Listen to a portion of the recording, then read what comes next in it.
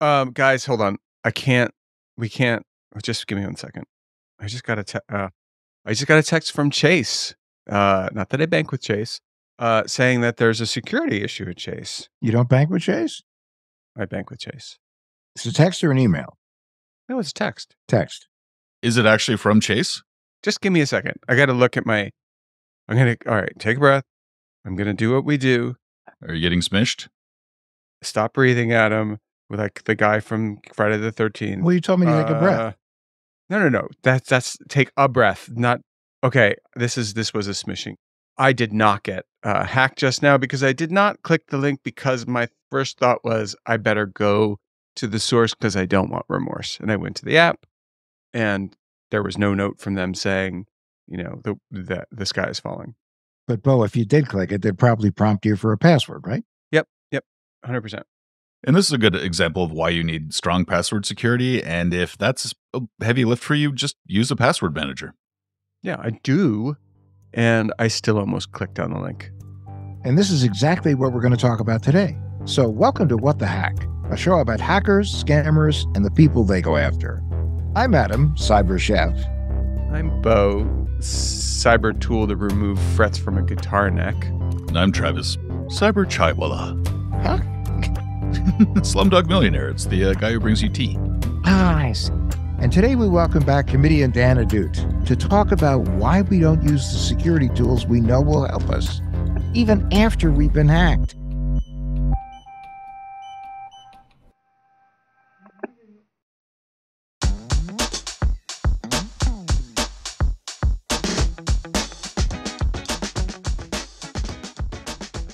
Dan, welcome back. It's good to be back. I gotta say, I've been thinking about you guys a lot. I have a lot to talk about. But thank you for having me back. Anyway, Dan, where are you coming to us from? I'm in Los Angeles, California. So nothing's changed. Okay. No, okay. Nothing has changed, but there is something very new, and that is Dan. Dan has written a book, and we're going to talk to him about cyber stuff later. But we're definitely going to talk to him about his book called Undercooked: How I Let Food Become My Life Navigator, and how maybe that's a dumb way to live. Yes. Huh. Take it in. Take it in. I'm taking it in because I'm wondering, like, why is it a dumb way to live? I mean, I don't know. Dan, my latest thing is kamut. Are you familiar with kamut? No. Kamut is an ancient grain, and I am now a person who has a lot to do with ancient grains, as Travis can say, because I converted him to Pharaoh. Yep. 100%. Pharaoh I'm familiar with. Kamut sounds like a Canadian LGBTQ kind of, hey, it's March. It's time to kamut of the closet. Like Sorry, that was terrible, but that was funny. No, I'm not familiar with kamut. I am very familiar with farro. Farro is a very interesting grain. The Roman legions were basically fueled on farro. So yeah, no, farro is some good stuff. Kamut is an ancient grain, and it's pretty tasty. It takes about 8 days to cook, which is probably why it's not used so much. It's definitely like a hack along, the lines of like, what can I cook that takes the most amount of time and tastes the strangest? Because it has a very odd taste. It tastes somewhere between a bean and rice and fruit. Why does it take 8 days to cook? It actually only takes 8 hours in a slow cooker. 8 hours. Wow. No, I'm not familiar with kamut. And you can puff it. And then it makes very good cereal. So you see, how much time do you think Bo is wasting on this kamut instead of spending time on himself, on his family? That's why it's a dumb way to live.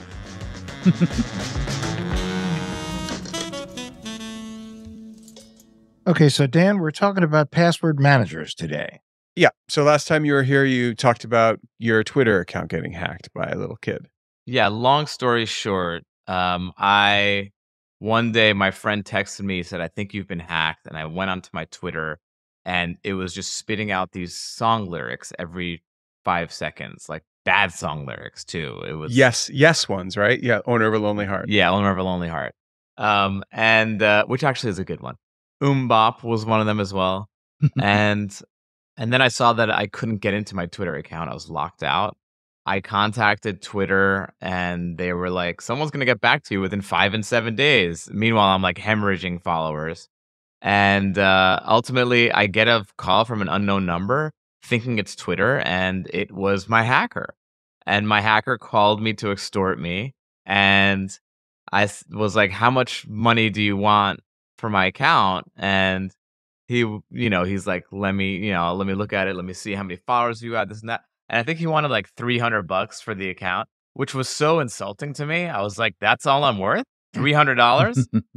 So anyway, eventually we negotiated it down, and he realized by looking at my Instagram account where he was actually doing what you guys do. He was like looking at all my other accounts at this point to see like if everything else was hackable or safe, and trying to give me best practices. And he saw on my Instagram that I posted a picture of my it was a throwback Thursday picture of my character Falafel Phil that I played on the Disney show Kicking It. Now, I have a question for you, which is just, I have a feeling I have been exposed to your Disney character unwittingly through my children. Okay, first of all, you say exposed like you met my Disney character in a back alley and I was wearing a long trench coat and I exposed myself to you. No, I meant more sort of like an earworm that I'll recognize immediately once I hear it. Got it. What did your character sound like? What kind of things did he say? Well, if it sounded anything like this, then you would know who the character is. It is me, Falafel Phil. Oh, I do recognize that voice. Yeah. So what was Falafel Phil's run? How long? When was it? It was like 10 years ago. Went for about 4 years. Falafel Phil made waves, baby. I told my children that I spoke to Falafel Phil, and they both were like, "What?" Yeah. So yeah. I want, my goal is to make you guys cool to your kids. That's the only reason I'm here. Well, they had the same reaction that Hacker Tom had. Good. Yeah. He was an enormous fan of this show and of my character, and he couldn't believe that I was the guy who he hacked. And I was like, "Can I get my money back?" And he was like, "No, but I'm going to be I'll be your internet security guy, so no one can mess with you anymore." And so I hired him for a while to be my muscle. Nice. And until he disappeared. Yeah, he just vanished. I mean, he had like a Google number set up. He told me he wouldn't give me his real name. He said his name was Hacker Tom. So I don't know. I mean, it's I don't know where he's gone. I don't know what he's up to. I hope he's okay. I also hope he's gotten hacked. That would make me really happy. Maybe the NSA hired him. Yeah, I know. But anyway, that's how I came across you guys. And we gave you some homework, namely to set up a password manager instead of reusing the same few passwords on every platform. I have since not taken any of your advice, and I've just lost money paying for a service that I'm not using. But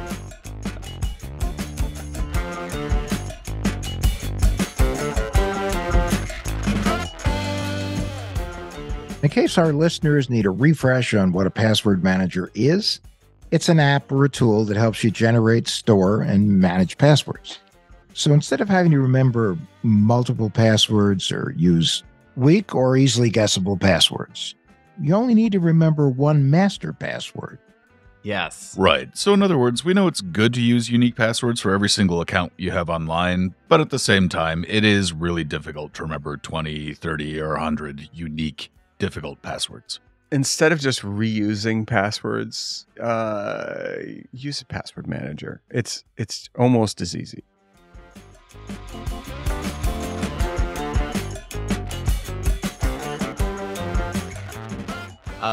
I will say, and Travis, I was almost not going to do the podcast because of this, because I'm ashamed. After we got off the last time, I ended up buying the password protection, service that you recommended to me, and I pay for it, and I've never used it. Mm-hmm. Not once. The thing is this. Hold on. In my defense, it gets very confusing now because with my new MacBook Air now, they want my fingerprint. So I put my fingerprint on to unlock stuff. And then also I have my Chrome browser and I have the Safari browser. Also, Elon Musk took away my two-step verification with Twitter because I'm not a paying Twitter Blue person. So I'm a little nervous. I'm getting back to my nervousness. And I'm curious, has anything changed in the landscape since the last time we spoke that I don't need one of those pass password verification services? Is the new fingerprint thing on the MacBook Air enough to not need that? Does that not cover everything? Because I don't think I can use a fingerprint for Twitter. I'm not sure. You tell me. Well, I mean, with the fingerprint verification, that's something that is good for that one device, but not every account. Right. Right. So, in the same way before you had some kid being able to take over your Twitter account just by using your password, so having a fingerprint, any kind of biometric verification, that'll protect your device, but not your accounts. Since then, there have been a couple of high-profile hacks, though, of at least one major password manager service. Really? Yeah. Wow. That would be just in case you missed it. That would be LastPass. Mm-hmm. But the argument is that the level of encryption was so high that it would be impossible Right. for the hackers to get their hands on your passwords. Exactly. However, did they get the source code by any chance when they hacked? It looked like it was pretty much soup to nuts in terms of the hack of LastPass. That was they got just, it seems like everything. So it was Wow. encrypted, but it's still not great. So is there a lawsuit like from people who've spent money for that service? Are they suing? I'm sure it's coming. Yeah. So what about the one that you recommended for me, which I know for some reason you didn't want to mention the name on the air, but the one that you recommended for me, is that one still okay? Yes. Yep. It is. Okay. Come on, name it. Name it. I mean, I think it was 1Password 1 or something. Yeah. This is one Yeah. password. Yep. 1Password. So, okay. Travis just isn't like giving out free ads. Yeah, you know? exactly. No, I get it. Well, also, if they get hacked tomorrow, then I'm going to look like a right jackass. So it's going to. No, it just looks like you're a member of the human race. That's I was going to say I'm a LastPass now completely. You know, I had to change everything. I went in and changed all of my passwords after that happened. Okay, can Fun. you guys tell me, I like actionable steps. Tell me the first thing that I should be doing.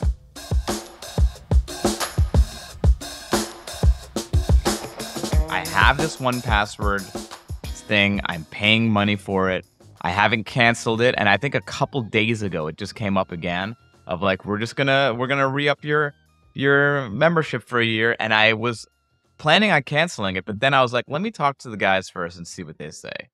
The first thing I would do, Dan, is set it up. And that means making sure that you have a long and strong password, master password for that service, and that you put it somewhere safe.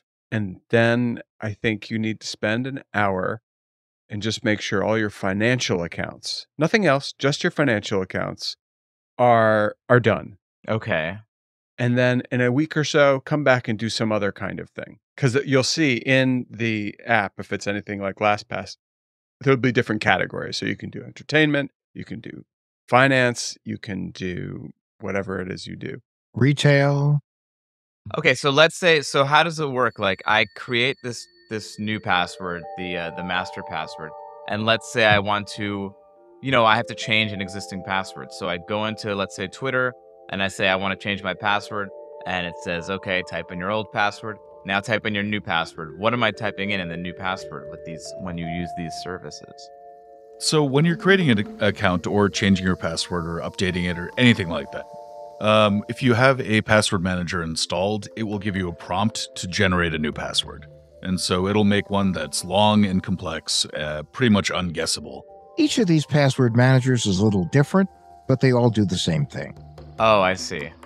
And then what you do is that you tattoo the master password to the inside of your eyelid, so you'll never forget it. Yeah. Okay. So but also change it from time to time. I actually, Travis disagrees, and I know that he disagrees because he's right and I'm wrong. But right, Travis, there's an argument against changing certain passwords often, correct? The argument is more that if you're being told that you need to change your password like once every month or 3 months or so, because what that ends up meaning is that the number of people out there that say like, I don't know what my password is, I need to hit reset. And then they're going to have to go through that entire process, which can be really easily replicated through a phishing campaign. Oh, I got you. So anyone can get in touch and be like, hey, it's time to reset your password. Exactly. Yep. No, then there's the other argument too, that people, when you change your password, if you're not using the password manager, you could tend to fall into this sounds like a great password, which just happened to have been a password you used 5 years ago on another site that was hacked. Mm-hmm. So it also provides a pattern. If I were to say like my password is Sparky123, then it's telling me to change my password. My password is not Sparky123. But if it tells you to change your password, then you say Sparky456. And then if 2 of those happen to get breached and someone says, I'm guessing it might be 789 right now. So tell me why it's different. Let's say I have my Twitter hacker again, okay? What would be different if he tried to get in and I had one of my password manager passwords instead of what I have now, which is Sparky123? The main thing about it is that he would not be able to guess your password. So if your password was breached anywhere else on a different account that you were reusing it, that it would not be effective on your Twitter account. So with password managers, they'll usually have something that's really long and incomprehensible. 177Z5 exclamation point hash, whatever. That is his password. Yeah. But yeah, he would not be able to guess that. So if you were to have your password compromised on one account, he would not be able to take that same password and apply it to your Twitter account. Okay, remember Have I Been Pwned, Dan? We went to the Have I Been Pwned site with you. And Oh, you yes. typed and all of those things popped up, right? So the big difference is, think of it in those terms. So there's a difference between a password being discovered and a password being discoverable. Mm-hmm. You're now entering into an undiscoverable mode, in theory anyway, unless they get hacked. So the thing that a password manager will do is it'll look and see if any of your passwords are guessable, and it'll suggest, hey, Dan, maybe change this one. This one's a little too easy. Right. And you go through that process, and after, I don't know, about 7 or 8 years, you will have all your passwords really secure. You don't have to do it overnight. The ones you have to do overnight are the ones where you can actually get hurt. And for you, that's social media and finance. Right. Okay. And then so the plugins that you use, are they on your phone as well, or they're just desktop?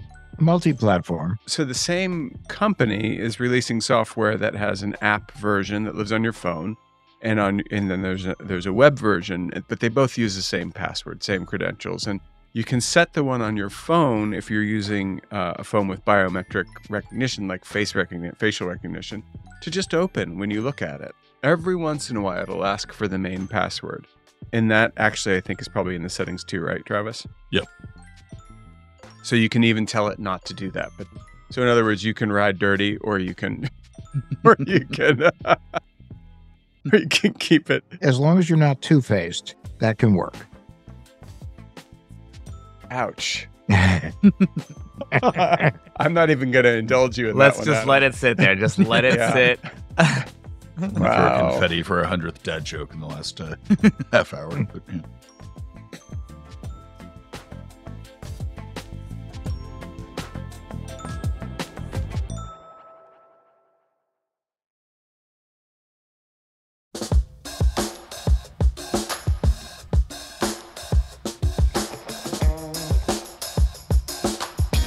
Dan, so let's go back for a sec. And that is, you haven't used it. You paid for it. This might be instructive for a lot of people. What stopped you from doing it up to now? You know, I honestly, it's just an old dog set in his ways, and it's learning a new thing. I feel like, especially with technology, I need someone to hold my hand. I need a Mac. You know, it's all Apple's fault, because they got us used to these freaking Mac geniuses who hold your hand and are dressed all hip, and they're nice and they're cool. But then when I'm on my own, when I'm going rogue, man, I don't know. I don't have much of a bandwidth for that. I need you. What you guys need to do is you need to. Someone needs to have a service where you pay a nerd for an hour to be on Zoom and walk you through what you got to do. Isn't that called Geek Squad? Yeah, I was about to say. I think it's Geek Squad does it, but you have something more personalized than Geek Squad. What's that? You have 1-800-Travis. Indeed. I mean, yeah, but that sounds so like if I'm like Travis, hey, can you please put a half hour of your day aside for me? I feel bad asking him. Unless there's some sort of compensation I can give you. Does anyone in your family want a watch Cobra Kai? I can do a personalized Cobra Kai happy birthday message. That would probably make my daughter's day, actually. Yeah. There we go. Okay. Right. Now you see, now we got a little quid we pro go. quo. But I think the thing that you're talking about, though, it is it does illustrate sort of a need that, yeah, places like Apple or Geek Squad or whatever, they've taken a lot of the sharp corners off of the internet. But at the same time, there's a bit of technical know-how that can be required just to make sure you're as secure as possible. And for a lot of people, that's just inconvenient. Yeah. Well, what technical things are you talking about? Managing passwords across multiple accounts without using the same password. That is in and of itself. It sounds simple, but at the same time, that's complicated. Most people have over 100 accounts online at this point. Yeah, but with the password manager, it just does it. It kind of does the Apple Genius thing for you and makes that happen so much in a streamlined way, so long as they don't get hacked and everything gets released to a bad guy. I think the other issue is that there's so many options. There's the fingerprint. There's the face recognition. When I'm on Chrome, it says, "Do you want us to recommend a password?" But that password's not going to work on Safari. Same with Safari. Do we want us to recommend a password? Mhm. So you lose track of who's recommending what and what's with the finger and what's with the face, and it just gets a little overwhelming. And every company is trying to do their own password, way to manage your password, which is again why we got into this conversation in the first place. Because you said there are these companies that will manage the whole thing for you. Well, but the thing, Dan, is that, usually in security, and there's jokes about this in various movies and cartoons going back even 10 years now, there's more than one way of authenticating yourself. So there's, in the Mission Impossible made it look like it was, sort of beyond, but it's all real now. There's something you have, which is maybe a fob. There's something which is a password, and there's something you are, which is a handprint or an eye print or something. And then can be combinations, like in Mission Impossible, where you stand on a plate that weighs you while it looks at your retina and touches your hand, and then password, and it knows 3 other things, and it'll let you in based on the temperature of your skin. So we're not living in a world, thank God, where we need all those things just to log into Twitter. Yeah, especially so now I don't get the 2-factor verification on Twitter. That's a dangerous thing for me. That is.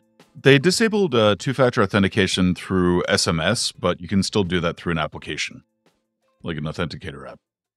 Now, do I need to get that, or is that all included in my 1Password thing? No, that's something completely separate, unfortunately. Although I will say that some companies that have password managers, such as LastPass, do offer an authenticator as well. And so you can. I wouldn't be surprised if 1Pass doesn't have an authenticator app. And then is that like an extra? They'll charge you another $1 a month for it type thing? No, because you're already paying whatever you're paying. Mine comes bundled with, and I don't use it. And I don't use it because I find it to be cumbersome. And I have a lot of faith in LastPass actually, but perhaps ill-placed, but I do. But the way that I manage the authenticators with some Google interfaces, they just don't work otherwise, and it's just a lot easier to use an authenticator. Google has a great authenticator that you can use. It does, yeah. I use that one pretty frequently. Oh, they do? And do they charge you for it, or it's within No, the Gmail family? It's free. Why would they charge when they have all the access to see what you're doing? Right, right.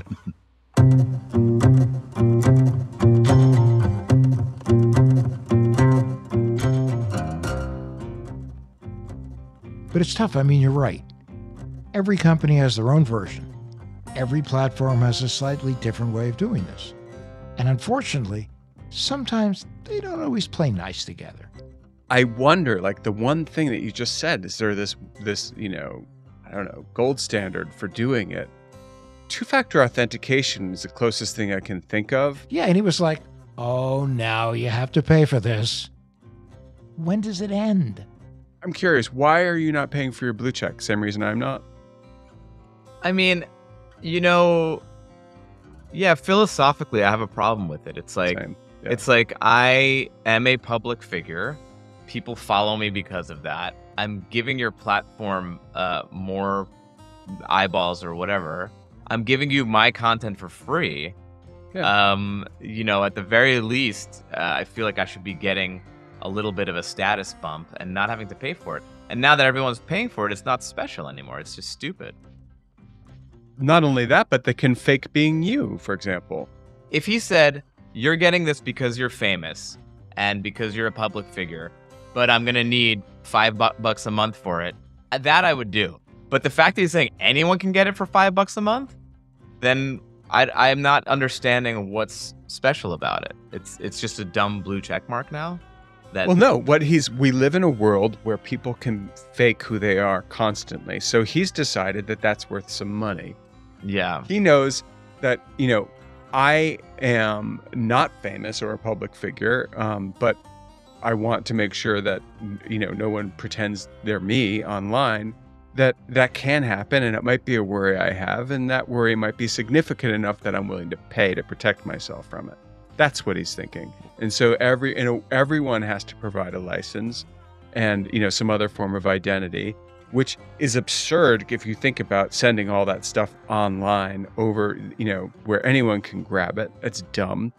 But also, if you're like me, Bo Friedlander, that's not my legal name. So my ID doesn't match everything that's outward facing. So I couldn't get verified if I wanted to do it now. And if you want to send us $8 a month, Travis and I are happy to give up Bo's actual name. $7 a month if you pay a year in advance. My middle name is Brunhilde.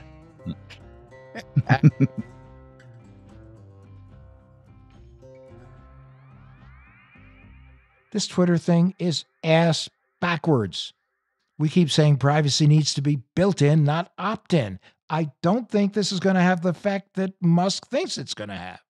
I think he was saying, though, because I followed a little bit of the back and forth, that parody accounts are still not going to be tolerated, or people taking your identity is not going to be tolerated. So I don't know that someone else could be a verified Dan Ahdoot if it's not me.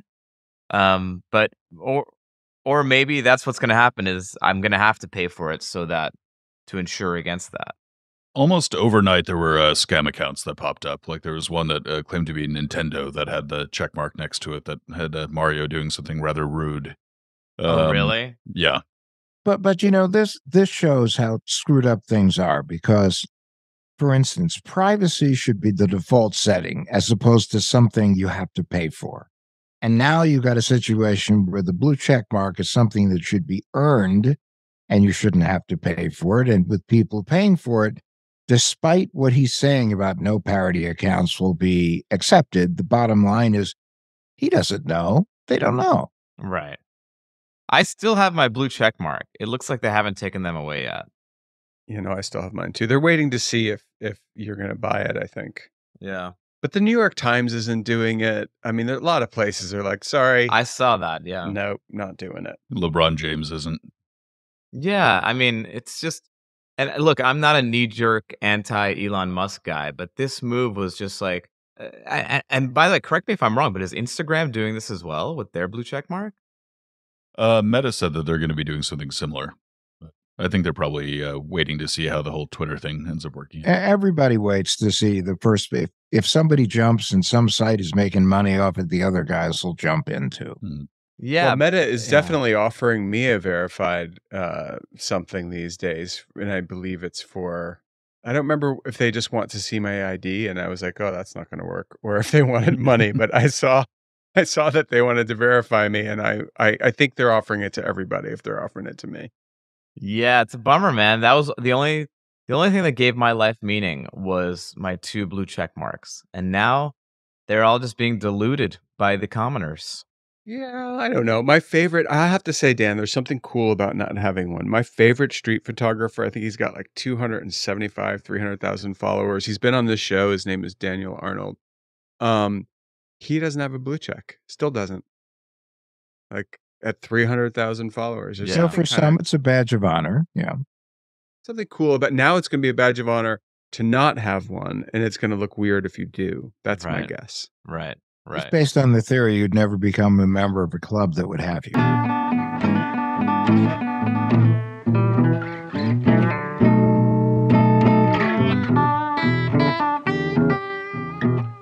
Dan, my friend, this is your second time on the show. Have we convinced you enough why you actually need to use your password manager and not just pay for it? I will use it now. I promise. Travis and I are going to put our minds together. I'm going to meet his daughter over Zoom, and we can get some of my passwords, or at least set up this. I think once I get it up and running, it's like going to the gym when you want to start a workout. You go the first day, and then you're set. I just need to put my sneakers on and go to the gym for the first day. Well, listen, the other nice thing is that Travis will not ghost you like Hacker Tom. I will not.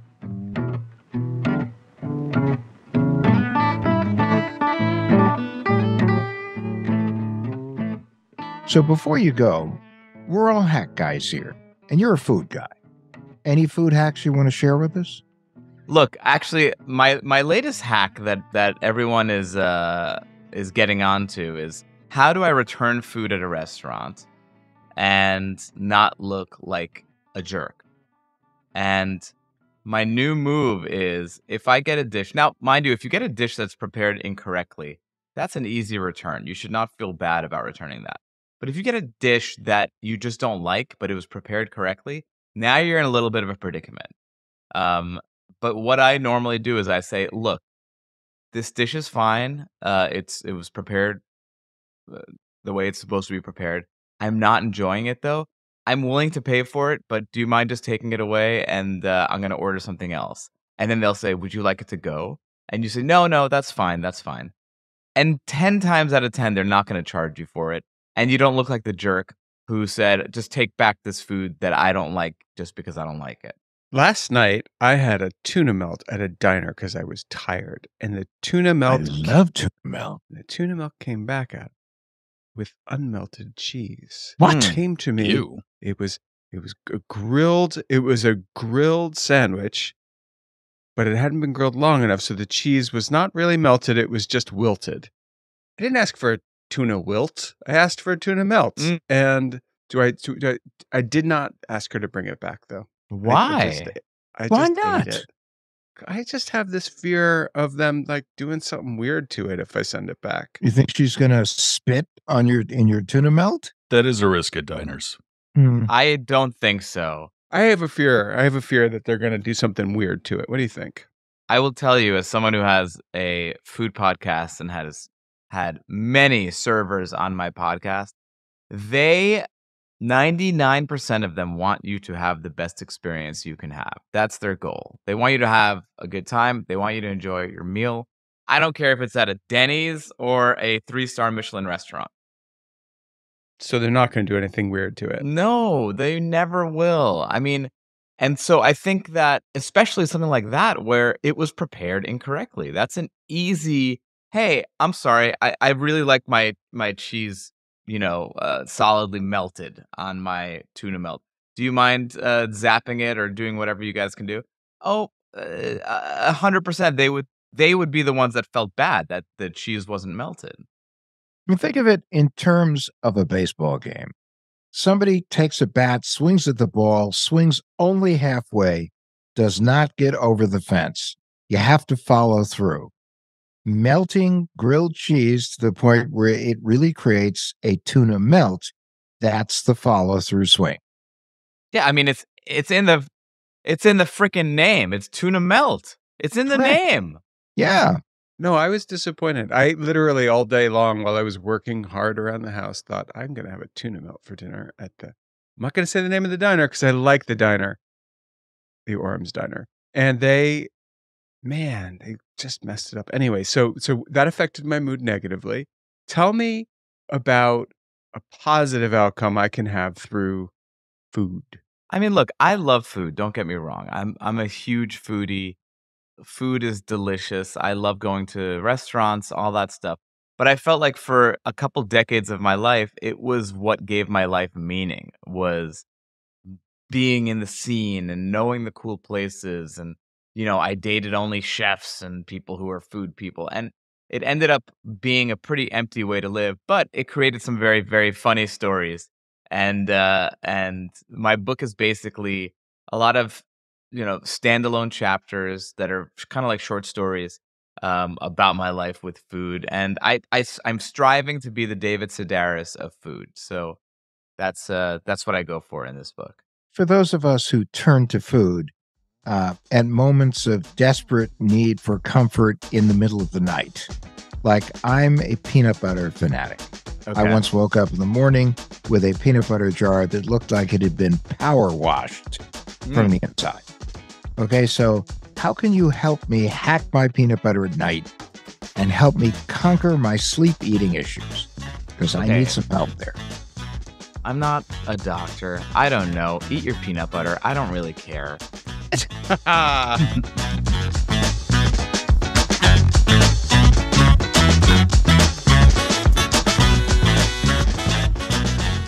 So Undercooked is published by Crown Publishers, and it is just out and available wherever you buy books, and even some places where you don't usually think of buying books.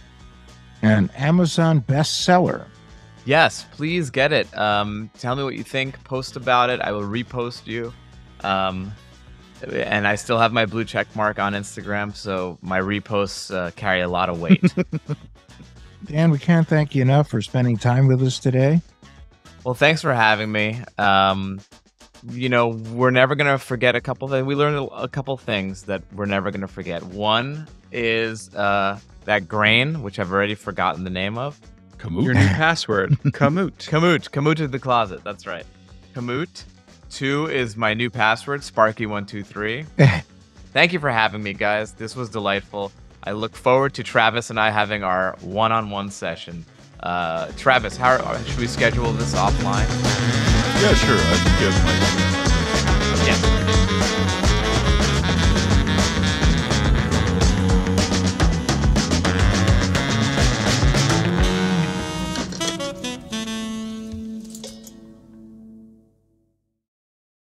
Okay, so now it's time for the tinfoil swan, Adam. Our paranoid takeaway to help keep you safe online. So what do you have for us this week, Travis?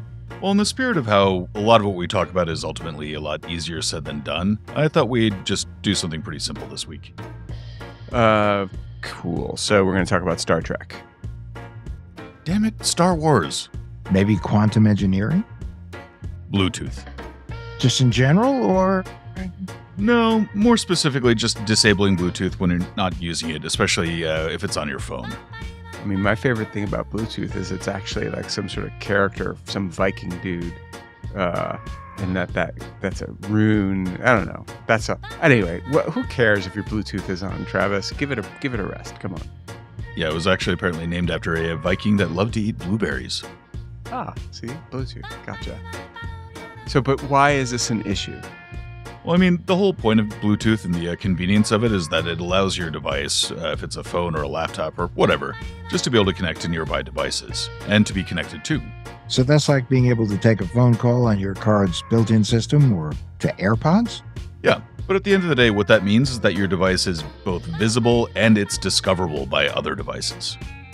Yeah, that's true. And so I know personally, just riding on the train, every once in a while, someone will try to photo, airdrop a photo to me on a commuter train. It really creeps me out. And then I'm wondering the rest of the ride who it was. But have people been hacked by Bluetooth a lot, Travis? Not a lot, but it is a thing. It's called bluejacking. So it's not super common. But I get it. But it's definitely part of our attackable surface. It's an avenue for attack. Right. So the advice here is just to disable Bluetooth when you're not using it, right? 100% that's what I'm hearing anyway. I mean, Bluetooth is convenient. I get that. But when you leave it on all the time, it's just providing cyber criminals with another way to get you. That said, I find it a little annoying to remember, and I do forget from time to time. So probably a smart move is to change the name of what your Bluetooth is. Yeah. I mean, mine says my legal name, so I'm actually have like a weird level of protection there. And I think Travis's says Mr. Stinky. No, it's Wu-Tang members. Oh, Wu-Tang members. Papa, I thought yours was Mr. Boo Boo. So I mean, but in all seriousness, I have 2 daughters, and this is a way for people to figure out, some basics around you. Because remember, you can be in a crowded train, for example, and the criminal, if he's decided that, maybe he's looking for some young woman, they're already looking at that young woman, and then they just yell out, "Hey, Sally!" Whoever looks up, bang, you got their device. Right. Any type of form of communication, if it's Bluetooth, Wi-Fi, anything like that, with every single thing you have enabled, that just allows more avenues for a hacker to get into your device. Because the biggest problem is that if there's a way in, a hacker can win. Well, I like it. Anyway, that's our tinfoil swan this week. Thank you, Travis, for making me paranoid about something else. Oh, you're still just a naive, fluffy little bunny.